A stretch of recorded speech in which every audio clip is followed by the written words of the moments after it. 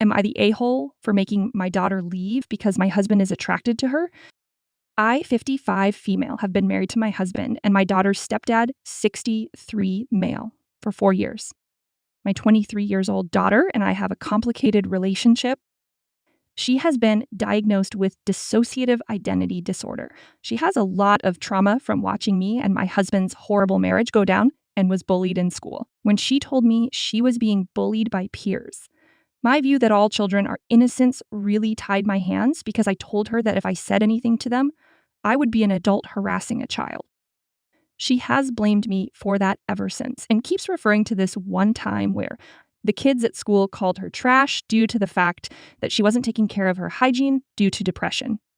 Not all of my response was telling her to take a shower and I bought her new clothes. The bullying finally ended with an expulsion and a suspension for the ringleaders. She still throws the fact that a school clinic volunteer told her that if she was their kid, she'd have permission to punch back if administrators didn't do anything. I thought that having her live with me while she finishes school and gets a job would help heal some childhood wounds if my second husband and I modeled a healthy relationship. However, my daughter now doesn't get along with my husband.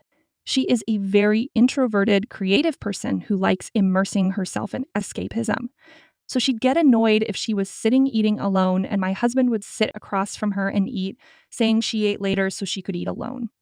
However, my husband started acting distant from me and my daughter complained that his eyes lingered for too long. She got very angry and there was a lot of shouting and slamming of doors. Finally, my husband admitted he's attracted to her and it's hard to be around her all day, and said she was walking temptation and said that's why he was avoiding sex with me. I was so upset to hear this. I don't blame my daughter for this, but at the same time, the situation has become unbearable.